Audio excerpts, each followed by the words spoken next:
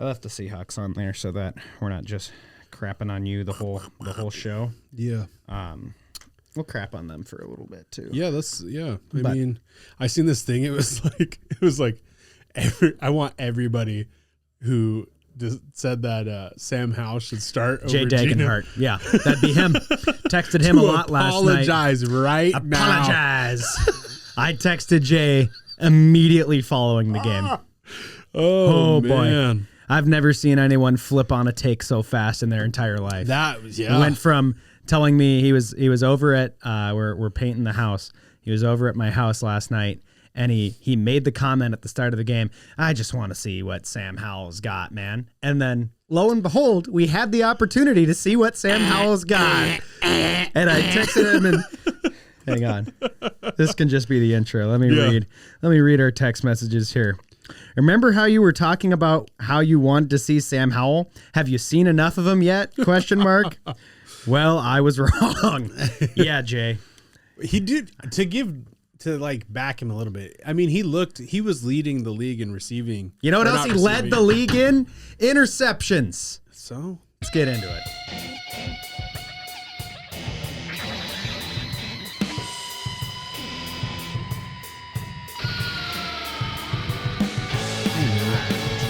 Hey, man. Shooter's got to shoot. Let's get into it. Shooter's got to shoot.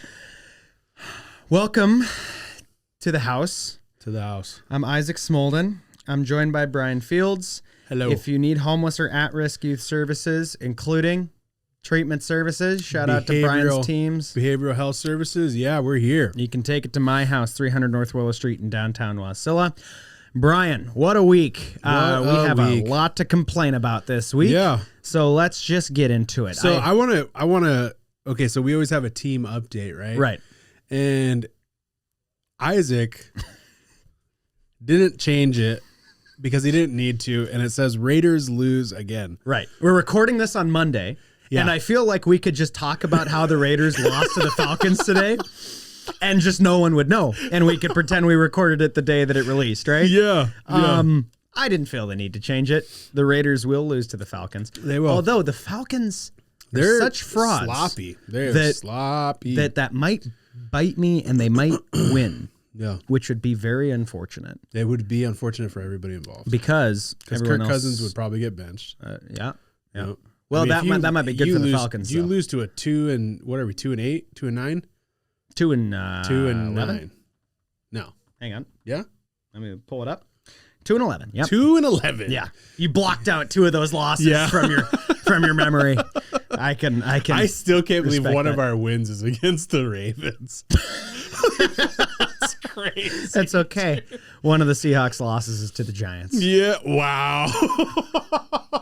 All around me are familiar faces. Yeah, so let's talk about the Seahawks. I just put Seahawks cry emoji. Seahawks cry emoji. Yeah. Oh, we're sad. The Hawk Nest is sad. Yeah, cancel the parade. The parade is back off. I'm putting little teardrops on the smiley face. Abandon all hope, ye who enter here.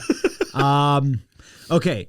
Did I expect to beat the Packers? No. On paper, game that we should have lost. I talked about last week. You needed to steal one from the Packers or the Vikings. Yeah. You could still steal one from the Vikings. Oof, I don't know. Here's the problem. What's the problem? I don't know if Geno Smith is playing football the rest of the season. Yeah, they said it wasn't serious. Well, as much as I've been up and down on Geno Smith this year, I said I miss me some Geno. I'll take what I can Geno, get, man. come back. Geno, I'm sorry. I didn't know Seahawks fan feels this way right now. You can blame it all on me. I take back every bad thing I ever said about you. Just come back. Yeah. It might be over. Yeah. We're oh gosh.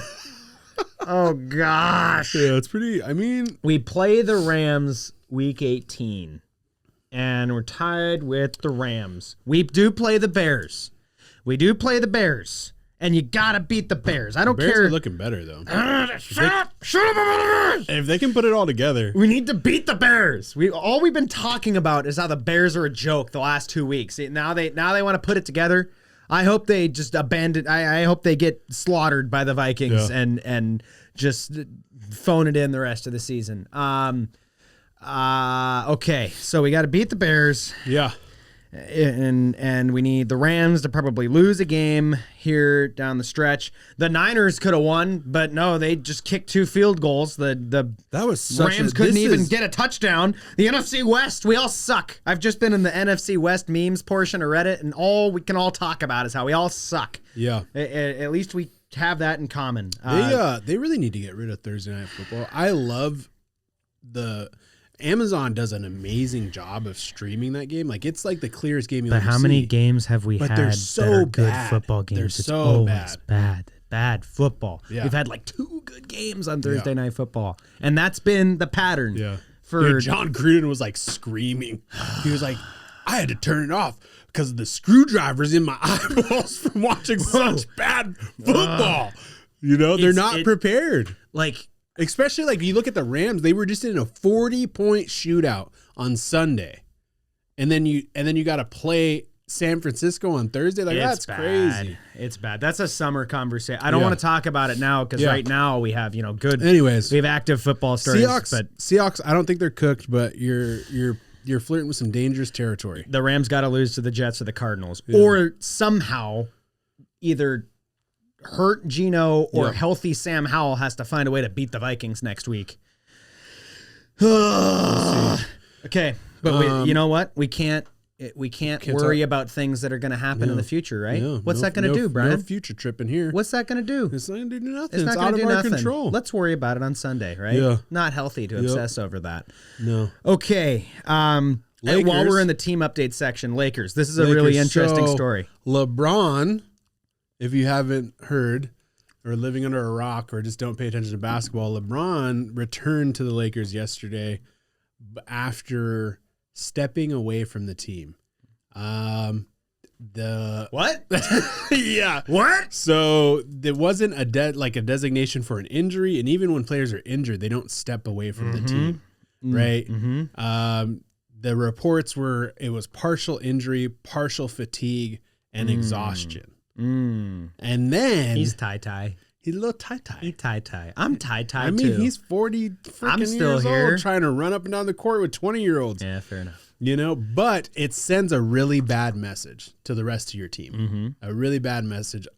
Luckily, they were able to bounce back yesterday against the Grizzlies, but now that just starts the rumor mill, which just starts all sorts of distraction with a team that's already struggling. Mm-hmm. And now a team that doesn't need any more distractions. There is talks that the Golden State Warriors are prepared to go all in to get LeBron James by the trade deadline.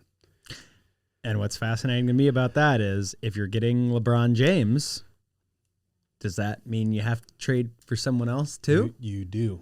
Oh. I think a lot of analysts have already said that if you're going to get LeBron, you have to package Bronny in there. But I don't know how the Lakers, I think from a greed standpoint that they will dig their heels in and say, no, so Bronny James has generated $50 million in revenue for the Lakers on jersey sales alone. He has sold 500,000 jerseys. What? Yeah. Who's buying a Bronny James? What? Yeah. Yeah. So here's an interesting thing about this rumor, right? Yeah. Here's some basketball I did watch this year. Yeah. Was the Olympics. Yeah. 2 guys that centerpiece that Olympics team, LeBron James, Steph Curry. And 2 guys that I think elevated each other. The coach, Steve Kerr. This is the plot thickens. This is an interesting trade. Yeah. Apparently, LeBron, I didn't hear this news, but apparently they called the Lakers last year and asked him what would it take to get LeBron. And does he have one more? Does that trade give him the energy to put one more year, out there if he's playing under Steve Kerr with Steph on a Golden State team that's just throwing everything at the wall and seeing if they can get one To more me, it doesn't make title. sense. To me, it doesn't make sense at all. Like, You're talking you about don't have two guys. You don't have the role players. You would be in the same position as the Lakers. Yeah, you're talking about two guys that this does not make them bad players, but they are past their prime. I think you saw Steph still got it, though. Steph still got it. I think you saw two guys that LeBron elevated their game this summer. Yeah. And proved that, you know, in a limited fashion they can bring it. Yeah. Does LeBron get Golden State out of 8th place where they're sitting right now, 14-11? I don't see how. I don't know. And if you're trading for Bronny too, because here's the thing: Steph wants to be ball dominant, and he wants to dribble, fake you out, move around.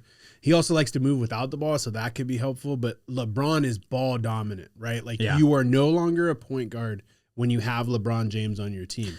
And D'Angelo Russell has come out and said that multiple times, where it's like they like ask him questions about the point guard position, and he's like, "Yeah, I'm not really playing point guard."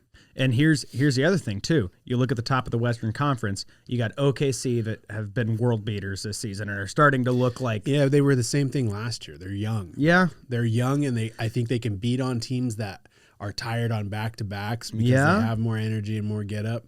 Sure, but I mean, at 20-5 is hard to argue with. And they went through it. They went through it last season, and now they've got another year under their belt. Maybe you learned some lessons about the season last year, right? Memphis sitting up there, Houston, Dallas. They're all young. They don't have the playoff experience. I don't see any of those teams as contenders. Like, I get that like their regular season record is really good, but I have to see some consistency in the facts of like your players are like. You got to be dominating, right? Sure. And so I just think when the lights, because the playoffs are so different. Like you're talking about beating teams on back-to-backs with players in their 30s, past their prime, and in an arena that is halfway sold out, right? Sure. When you get into the playoffs, everybody knows it's win or go home. So it's like there's no more taking plays off. Yep. The arena is absolutely packed. The fans are hysterical. It's a totally different atmosphere. Sure. And the Grizzlies have shown that and OKC have both shown that they shrink in those moments. Well, plenty of time left to see what happens there, and definitely something that we'll be following. So our main topic, I didn't have this as our main topic. Yep. I was going to give you the inevitable. So we're going to start with the work league. Okay. Because that gives me a little bit of boast. Subject heading. Brian's no good, very bad fantasy football teams. And it's really funny to me that Jay, and I hope you listen to this, Jay. I think it's funny to me that you're bragging when you beat Ozzy, who started a player on IR. Ozzy. Whoops. He just shrugged. But Mr. Isaac here didn't even make the playoffs. No. And I'll own it. Extreme ownership. Yeah. I have come. Just terrible decision making down the stretch. Too much micromanagement for me. So I'm in 3 leagues, and I was eliminated this weekend from 2 leagues. Mm-hmm. I'm in 3, and I'm about to in my friends league. I was the 8th seed. I am about to upset the number 1 seed. If Justin Jefferson. Unless Justin Jefferson does what Amon-Ra St. Brown did for me in 2 leagues and puts up 37 points, I'm about to upset the number 1 seed. Nice. And the work league, eliminated from the playoffs. It is what it is. I'm pretty happy about my other team, though. That's the league that we got some money in on. the money league. And where Brian went full tilt. Do you want to talk about that, or do you have anything else to say about Kitties of Vengeance? Yeah, I will use the proper name. So in fantasy football, you have to have a little bit of luck, right? Like at the end of the day, my team put up 154 points. That's really good. That's really good, right? But this is the type of things that happen, right? Saquon Barkley. Saquon Barkley, RB number 1 on the season, puts up 9 points. Well, James Conner, 30 points? Puts up 30 points. Oh my gosh, Rico Dottle outscored Saquon this week. Yeah. Yep. You got 22 out of your defense. And I got 42 out of Oh my gosh, Devontae Devontae. Adams. That's right. Yeah, man. Because you have him in work. Yeah. Oh, man. Yep. So this was one of those ones where it was just like. You lost. You lost because Terry McLaurin put up 26 points. Yeah. Oh. Yeah. Scary, And Lamar. Scary Terry, man. You lost Lamar. Lamar's a big part of the reason why you lost in both these playoffs this week. Yeah. Oh. Yeah, because in standard scoring, he put up 36. Well, in our scoring. That you are the commissioner of and set the scoring on, by the way. Well, I'm not mad at it. I think if you can throw a 40-yard bomb touchdown, you deserve more points than just the average. 21 to 25, 290 yards, 5 TDs. 5 TDs is what got 6 me. carries for 65 yards, 46 points. Yeah, that got me. In our sleeper And league. then meanwhile, Kyler Murray. 10 points. I hate you. Kyler. And then I had 2 goose eggs. 2 goose eggs. Cooper Kupp From Cooper Kupp and Amari Cooper. Big fat who zeros. you traded for. Yeah. Who you gave a King's ransom. I gave a King's quite the ransom. package for Amari Cooper, who scored 0 points. In the time I needed him. I needed you, Coop. Did he even get targeted? No. He scored 0 points in a game where the Bills had 48 points. Exactly. That's what drives me up the wall. Like I could have dealt with it, if it was like it was a defensive, but 42 points. You can't throw him the ball one time. Mm-hmm. Like that is, And here's a conversation that I want to have. And this is not to rub salt in the wound, because you got jobbed. I mean, you have 2 guys yet to play. Technically, you still, if I'm down by 90 points. if Sam Darnold and I would need 45 apiece. Sincere McCormick outperform their projections by like 65 points, you could come back in this game. Yeah. But I kind of doubt it. At the start of the season, I said, I think 2 QB league, you gotta draft QBs early. And I drafted the wrong QB in the 4th round. I drafted Dak Prescott, who I traded to you. Sure did. Who then the next week was out for the season. The 2 guys that outperformed their projections in a big way for me this week, Lamar Jackson, Baker Mayfield, who combined for over 80 points. Who's 46 for Lamar, 36 I was like for Baker. excited when I seen you starting Baker because he's been throwing some interceptions. He threw one this week too. 22 of 27, but talk about a 288 yards, collapse. 4 TDs. Talk about a collapse from the Chargers. Like what? You're built on defense and running, and for some reason it's like their defense isn't playing well and they're tossing the ball a lot. Yeah, what the heck, Ozzy? Why What can't are the you guys- Chargers figure it out? What are you guys doing? Yeah. Get it together. Shrug. The apathy from this Chargers team, I can't handle it. Yeah. So that's the situation that you're in. You're going to, in all likelihood, barring a miracle, get knocked out of the playoffs here in the first round in both leagues. And my question to you as a GM, did you not value the QB position? No. And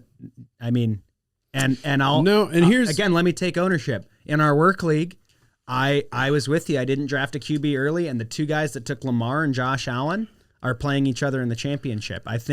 I know that the strategy says you got to wait on a QB until round 3 or 4, but this year that was not the case. Yeah, it depends on the tier of the quarterback, right? Like, so I waited and I took Kyler Murray. When did I take him? Like 4th or something? 4th I think or 5th round. 5th round. I can pull that. I can pull those draft results up if we're doing the post-mortem on and he's on QB. this team. So he's QB 11, and then I picked Sam Darnold up off of waivers. Yeah, and he's QB 9. So having two in a 2 QB league, having 2 QBs outside of the top 5 is not ideal, especially in an 8-team league, right? Like if you have 2 QBs that, like, it's cool you got them in the top 10, but really in a smaller league, when you have it like that, like, that's a recipe for disaster. And so, like, my strategy is it's a lot easier to get production out of QBs than it is out of skill players. However, this year, for whatever reason, quarterbacks have absolutely struggled. Like, you used to be able to like count on, you could throw a dart and be like, I'm going to get 20 points from this QB. Mm-hmm. Right? It's not been the case this year. Yeah. I mean, dude, 30-17 and Kyler Murray put up 10 points. Like, what the? Sorry. Woo! I don't understand. Definitely, I'm kind of screwed because I also traded away all of my draft picks. I don't know what you're going to do. I don't know what I'm going to do either. I have the number one wide receiver. Yeah. And that's about it. I have a first, second round pick, and then I don't have a pick 3 and 4. And then I don't have a pick in the 6th round, and I don't have a pick in the 9th round. I mean, this is an unmitigated disaster. Yeah. Yeah. It's gone as bad as it could have gone. And I look at your draft in this league, and there's a lot of good stuff on there. Jamar Chase, number 1 overall pick. Yep. Who's been the number 1 wide receiver. And a lot of redrafts would be the number 1 overall pick. And I mean, you know, Garrett Wilson, Travis Etienne, Kyler Murray. The Travis Etienne burned me bad. 3 rough ones in a row. But you go down to I don't know. I'm looking at this roster that you drafted. Yeah. And there's not a whole lot of players left on your team that started the season on your team. And you know, this is you just kind of, you had a scab and you just kind of picked it and you picked it and you picked it and it never healed. Yeah. And this is you got 100 points. It's a perfect example of why tinkering will kill any team. No matter how well you don't win your league during draft. Right? No. Like, you have to be disciplined, you have to stay the course. Like, if I would have stayed on Garrett Wilson, if I would have not traded Trey McBride, if I would have who else did I trade? Trey McBride trade looks so bad. That forced me into a spot to trade Jonathan Taylor because I needed to get a pick back. It's just, you got Debo for a second, you traded a second for Debo, who was on, not only did he only put up 5 points this week, he was on your bench. Yeah. I mean, Breece Hall, who you traded for, 13 points, underperforming projections. Jaden Reed outperformed projections this week for you, but still only had 11 points. Yep. There's a bunch of guys that you traded for that either aren't on this team right now or that were way under their projections. Or like players that I dropped, right? Like Bucky Irving would be a perfect example, right? Bucky Irving, who is the number 16 overall running back and who was on my bench this week because he was questionable going in, but has won me games. And it's just year. It's been very clear to me very early on, and I tried to force it that it wasn't going to be my year when I was 3rd in points scored, but 1st in points against, right? That doesn't help. Everybody was having career days on their team when they played me. Even the teams that were really bad were like, oh, hey, we're playing Bryan this week. We're going to put up 200 plus points this week. Yeah. I mean, I've lost games where I've put up 200 points this year. And so sometimes it's, and I tried to force the issue, and it made it spectacularly way worse. Sometimes it's not your year. But I think that when it's not your year, losing all your draft picks is not the answer. It's the first year that we've had draft picks, and when I play Madden mode, dude, I do the same thing. So next year, this is going to be interesting. This is a dynasty league. We're expecting all people back. League, not a dynasty. Sorry, league. keeper league. Different. And you're going to have your work cut out for you. But this is I got to draft really, really well. My draft picks that I do have to hit. You got to draft well, and we'll see. On top of waivers, especially too. We're going to be adding an extra roster spot. So that's going to be less guys on waivers. I'm curious to see how it goes. I've got 3 teams. I've got a 3 out of 4 chance to at least get my money back if I can win. Hopefully win next week. Although, again, this week isn't over, but next week I'm going to have a tough time for sure. Yeah. I mean, our Are you top two playing teams Josh? are, yeah, I'm playing Josh, and that's not going to be an easy matchup, but 3 out of the 4 teams have at least walk out with the $100 they put in. So fingers crossed. Yeah. One more quick shout out, because last week we talked about how bad the Titans Jaguars games, and we said who in their right mind watched Titans Jaguars. Linda, our case manager, was at the game in person, and I said, Linda, no. And she said, yeah, it was pretty bad. It was that was her first football game in person. And she watched Titans Jaguars. So, yeah. Sorry about it, Linda. Thoughts and prayers for Linda. Yeah. Who had to watch that travesty in person. Even when we're rooting against each other, playing against each other in fantasy football, sports do bring us together. We'll see you next time on To the House. Yeah. And maybe it'll be my turn to eat some crow if the Seahawks lose again. We'll find out. We'll see.